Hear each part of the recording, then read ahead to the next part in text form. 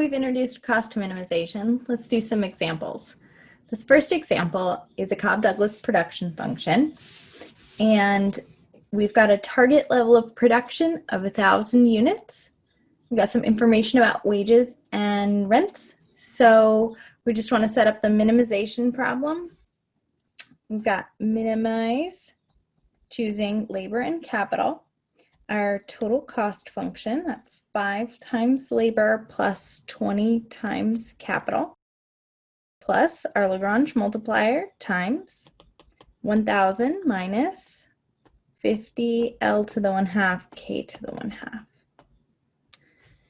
And then we take our derivative with respect to both labor and capital to get our first order conditions. So we've got 5 minus 25 L to the 1/2, negative 1/2 K to the 1/2 times lambda equals 0. 20 minus 25 L to the 1/2 K to the negative 1/2 lambda equals 0. And when I divide, those lambdas are going to cancel out.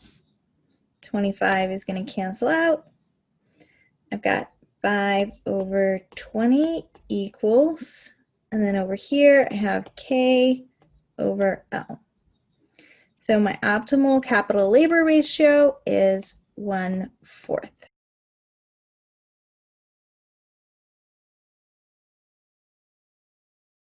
Okay. Now, to get the specific amount of capital and labor needed to produce 1,000 units of output, I'm going to plug this into my production function. So my production function is 1,000 equals 50 L to the 1/2 K to the 1/2. And I need to do some simplification here. So I'll divide by 50 and I get 20 equals L to the 1/2 K to the 1/2. Square both sides. I've got 400 equals L times K. And now I want to plug in for one of my variables from my optimal labor capital ratio or capital labor ratio. So I've got 400 equals L times 1/4 L. So 400 equals 1/4 L squared. Then I've got L squared equal to 1,600. So my optimal quantity of, labor is 40. And my optimal quantity of capital is 10. We'll put that on the graph and then calculate total cost at this point of production. So first thing I want to do here is to map the ISO cost curve. And so I've got total cost equals 5 times 40 plus 20 times 10. So that's 200. Plus 200. Notice that in this example, we're spending the same amount on labor and capital. And the reason is because these exponents here, remember how Cobb-Douglas works? The share of total spending on each input here will be the same because the exponents in my Cobb-Douglas function are the same. And so here I've got total cost of 400, and we've noticed that here we've spent half of our total cost on each input. So we can draw our ISO cost curve now by thinking about other combinations of labor and capital that we could purchase for $400. So since the rent is 20, I know that I could purchase 20 units of capital for $400. And since the wage is 5, I know I could purchase 80 units of labor. And here I'm consuming halfway down the ISO cost curve at 4010. And then I've got my isoquant tangent here at 1,000. All right, so I've put this on the graph, and this is the cost minimizing quantity of labor and capital.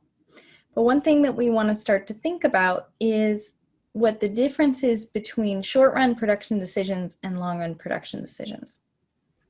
So here I was able to choose both labor and capital to minimize my costs, but in the short run, firms may have some fixed inputs. And one of the nice things about having this production function with two different inputs is that we can think of one of them as fixed in the short run and one is variable to see how that will affect the cost of production. So typically in economics, we assume that capital is fixed and labor is variable, which is not dissimilar to how a normal business might think about running. So imagine you have that small bakery, you've got your kitchen, everything's set up. It's difficult to expand your capital, right? Buy a new location or downsize, but it's pretty easy to staff different numbers of workers, like different days of the week. So in the short run, we assume that labor is variable and capital is fixed. And now what we want to do is to think how our production choices might be different if capital is fixed at 16 in the short run. So for this question, we don't really need to do a cost minimization problem. We just need to see, since we have 16 units of capital and there's not really anything we can do about it, how much labor we would need to meet our production target. So I go to my production function. I want to produce 1,000 units of output. And now I've got 50 L to the 1/2 times 16 to the 1/2. I'm using here more capital than is cost minimizing. So I know that my costs are going to go up as a result. And I'm probably going to need to use less labor than at the cost minimizing point. Okay, so if I solve that, now I've got 20 equals L to the 1/2 times 4. So I've got 5 is equal to L to the 1/2. So L in the short run would be 25. So on the graph, let's see, I've drawn this kind of funkily here. So on the graph, it should be along my isoquant. I've got a point at 1625. Please forgive my art skills here. And it will be on a higher total cost, isocost curve than before, but along the same isoquant, right? I'm still producing 1,000 units of output, but my cost will be higher than before. And we can calculate how much higher just by plugging that back into my total cost equation. So I've got 5 times 25, this is 25, plus 20 times 16, which gives me a total cost of 445. So how did I know that the total cost was going to be higher in this case than in the long run? Well, I know because in the long run, when I choose both labor and capital, that is the minimum possible cost to produce 1,000 units. And so any other point of production along my isoquant, sorry, it's my neighborhood parrots, any other point of production along my isoquant curve is going to have a higher total cost of production.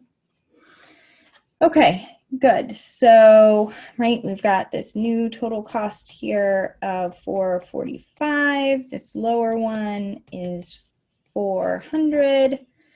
And this is my short run production point where capital is fixed. Of course, in the long run, when I can vary capital, I will move to this point here. So my short run total cost will always be higher than my long run total cost.